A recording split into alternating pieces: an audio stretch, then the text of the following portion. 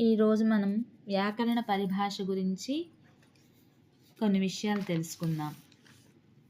పరితః భాష్యంతే ఇతి పరిభాష. పరితః భాష్యంతే ఇతి పరిభాష.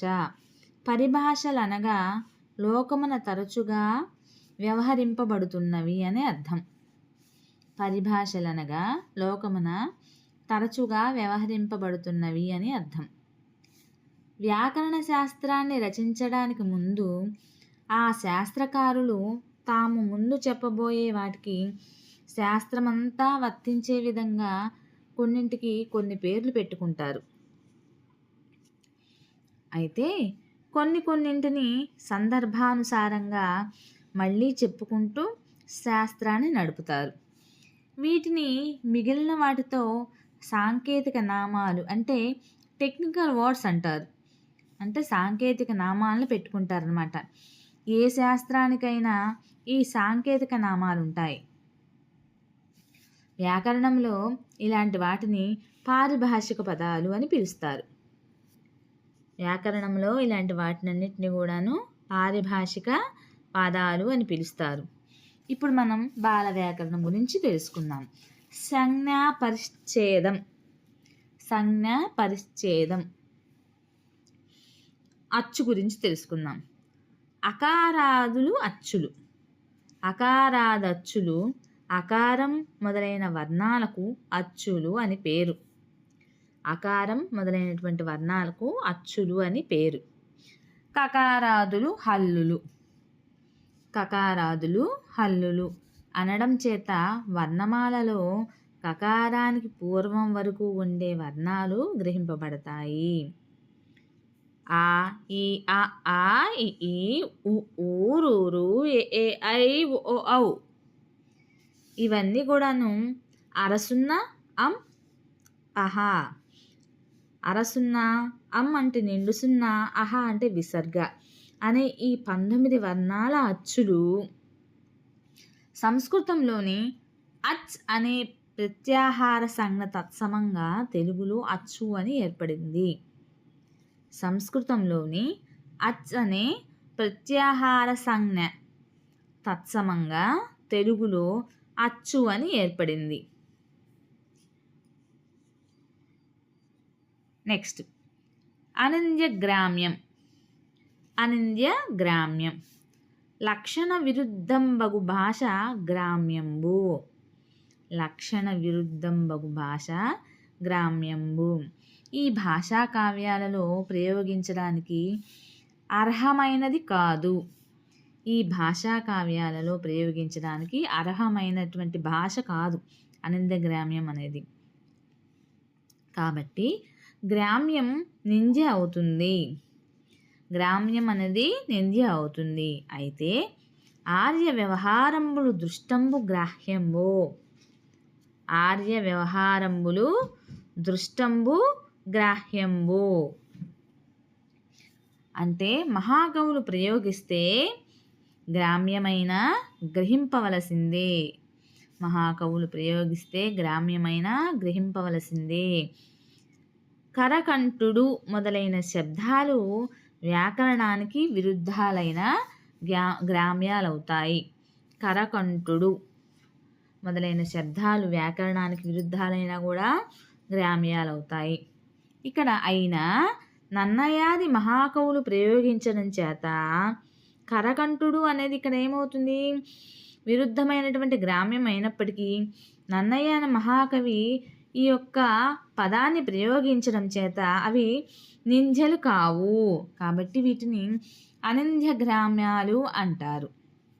అనింద్య గ్రామ్యాలు అంటారు ఎందుకంటే మహాకవులు ప్రయోగించడం చేత. నెక్స్ట్ అనువృత్తి.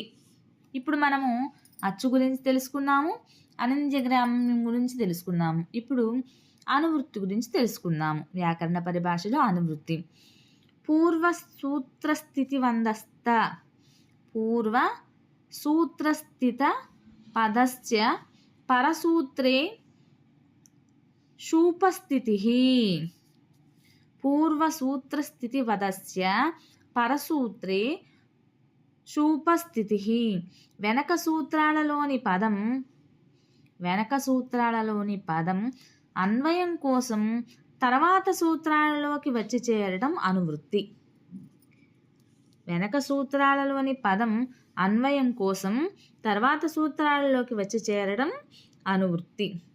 ఉత్తమ అనువృత్తి. ఉత్తునకు అచ్చు పరంబగునప్పుడు సంధియగు. ఉత్తునకు అచ్చు పరంబగునప్పుడు సంధియగు అనే సూత్రంలో ఉన్న అచ్చు పరంబగునప్పుడు అనే పదాలు ప్రథమేతర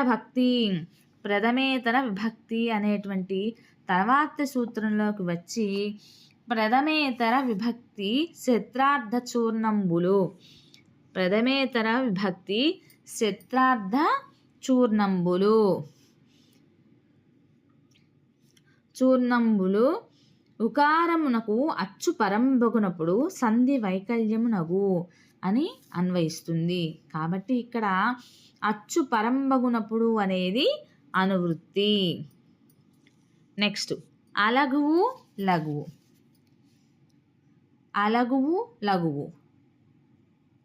యశ్చోచ్చారణే జిహ్వోగ్రోపాగ్ర మధ్యమూలానాం శైథిల్యం జాయతే స లఘాచ్చారణః. యశ్చోచ్చారణే జిహ్వగ్రోపాగ్ర మధ్యమూలానాం శైథిల్యం జాయతే స లఘోచ్చారణః. ఏ వర్ణాన్ని ఉచ్చరించేటప్పుడు నాలుక మొత్తం శిథిలం అంటే పాడవటం కాదండి. ఇక్కడ శిథిలం అంటే వదులు, అంటే లూజుగా వదలగలుగుతాము నాలుకని. ఏ వర్ణాన్ని ఉచ్చరించేటప్పుడు నాలుక మొత్తము శిథిలం అవుతుందో ఆ వర్ణం లఘువు. ఆ వర్ణమే లఘువు అన్నమాట. తెలుగులో యా, రా, లా, వా అనే వర్ణాలకు ఇటువంటి లఘోచ్చారణం ఉన్నది. హరి అతడు పెరుగు తల. హరి అతడు పెరుగు తల నిద్ర మొదలైనవి ఆ శైథిల్యం లేని ఉచ్చారణ గల వర్ణం ఆ లఘువు. కాయ విరుగు త్రాళులు వంకర మొదలైనవి అలఘువు లఘువు గురించి తెలుసుకుందాం. ఇప్పుడు మనము ఉపద గురించి తెలుసుకుందాం. ఉపద వ్యాకరణ పరిభాషలో ఉపద గురించి తెలుసుకుందాం. అలౌకన్యాత్ పూర్వ ఉపద. అలౌకన్యాత్ పూర్వ ఉపద. ఉపద అనగా తుది వర్ణమునకు ముందు వర్ణము. ఉపద అనగా తుది వర్ణమునకు ముందు వర్ణము. వర్ణం అంటే అచ్చు లేదా హల్లు. వర్ణం అంటే అచ్చు లేదా హల్లు. పొల్లు హల్లు కూడా వర్ణమే. శబ్దంలో చివరి నుండి రెండో వర్ణానికి ఉపద అని సంజ్ఞ. శబ్దంలో చివరి నుంచి రెండో వర్ణానికి ఉపద అని సంజ్ఞ. అచ్చి అర్ చ్ ఈ. ఇందులో చివరి ఈ అనే వర్ణానికి ముందుండడం చేత చకారం ఉపద అవుతుంది. ఇందులో మీరు జాగ్రత్తగా గమనించినట్లయితే ఇందులో అర్ చ్ ఈ, ఇందులో చివర ఈ అనే వర్ణానికి ముందు చేత చకారం ఉపద అవుతుంది అన్నమాట. నెక్స్ట్ కళ.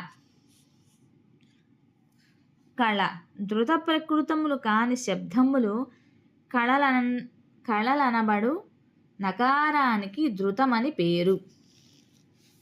ధృత ప్రకృతములు కాని శబ్దములు కళలనంబడు నకారానికి ధృతమని పేరు. ధృతం చివర ఉన్న పదాలకు ధృత ప్రకృతి అని పేరు. ధృతం చివర ఉన్న పదాలకు ధృత ప్రకృతి అని పేరు. ఆ ధృత ప్రకృతి కాలలో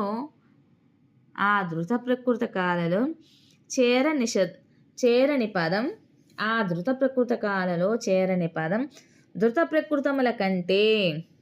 ధృత ప్రకృతముల కంటే వేరైన పదం కళ. ప్రథమా విభక్త్యాంతాలు మొదలు కళలు, రాముడు, చేను మొదలైనవన్నీ కూడాను కళలకు చెందినవి అన్నమాట. నెక్స్ట్ గ్రామ్యము. లక్షణ విరుద్ధంబగు భాష గ్రామ్యంబు. లక్షణ విరుద్ధంబగు భాష గ్రామ్యంబు. వ్యాకరణం చెప్పి దానికి విరుద్ధంగా ఉండే శబ్దానికి గ్రామ్యం అని పేరు. వ్యాకరణం చెప్పి దానికి విరుద్ధంగా ఉండే శబ్దానికి గ్రామ్యం అని పేరు.